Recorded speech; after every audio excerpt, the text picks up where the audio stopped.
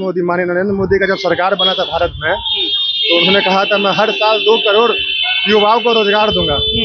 ये बात शायद आपको पता होगा, ठीक है। और आपके इस न्यूज चैनल के माध्यम से मैं बताना चाहता हूँ कि उनका सरकार बने आज पूरे 15 साल होने वाले हैं, ठीक है। लेकिन अब तीसरा टर्म है उनका, लेकिन आज तक 1 करोड़ का 1 लाख युवाओं को पूरे भारत में उन्होंने नौकरी नहीं दिया है। मुख्यमंत्री रोजगार की बातें करते हैं और पेपर लीक के मामला पर हम लोग विधानसभा घेराव करने जा रहे हैं। गद्दी छोड़िए मुख्यमंत्री जी, आपसे अनुरोध है कि आपके देश नहीं, बिहार नहीं चल रही है। आपने देखा होगा आज से 5 दिन पहले एक बहुत बढ़िया प्रोग्राम हुआ था गांधी मैदान की, जो वो बापू सभाघर है उसमें, जहाँ पे 1000 छात्रों के लिए वैकेंसीज रखी गई थी जॉब के लिए। और आप जाके चेक कर लीजिए, वहाँ पे लगभग 20,000 स्टूडेंट पहुंच गए थे नौकरी के लिए।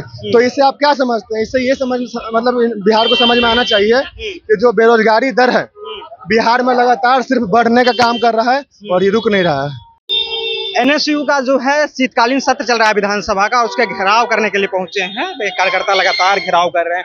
आखिरकार जरूरत क्यों पड़ गई? नीतीश कुमार सुशासन बाबू की सरकार करते हैं, 1 करोड़ रोजगार देने की बात कर रहे हैं, तो पर भी आप लोग क्यों घेराव करेंगे? देखिए, लगातार जब माननीय नरेंद्र मोदी का जब सरकार बना था भारत में, तो उन्होंने कहा था मैं हर साल 2 करोड़ युवाओं को रोजगार दूंगा। ये बात शायद आपको पता होगा, ठीक है। और आपके इस न्यूज चैनल के माध्यम से मैं बताना चाहता हूँ कि उनका सरकार बने आज पूरे 15 साल होने वाले हैं, ठीक है। लेकिन अब तीसरा टर्म है उनका, लेकिन आज तक 1 करोड़ का 1 लाख युवाओं को पूरे भारत में उन्होंने नौकरी नहीं दिया है। वो एक बात है। दूसरी बात है, जो 15 लाख उन्होंने कहा था सबके खातों में आएगा, वो कहाँ है उसका सवाल कीजिए। और रहा बात बिहार का, तो बिहार तो ऐसे ही भी बहुत पहले से पिछड़ा हुआ है। कई तरह के सरकार आई, बिहार का बदहाली लगातार उसी तरह से है, युवा सड़क पर इसी तरह से है।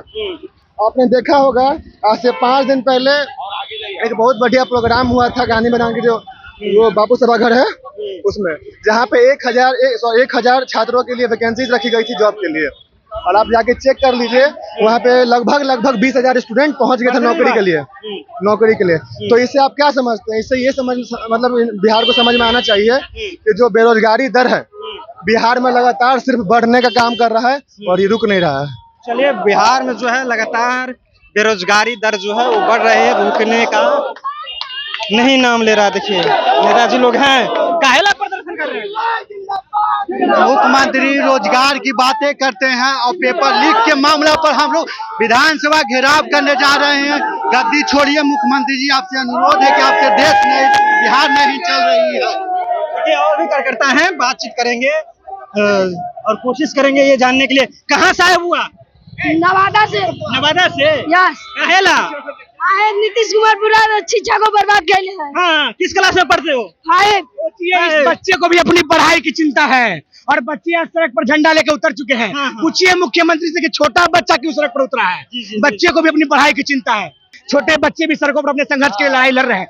ये दिख रहा है झंडा और हाथ में डंडा और कांग्रेस का टी शर्ट, कि कांग्रेस एक माध्यम है और छोटा बच्चा अपना लड़ाई लड़ना शुरू कर दिया।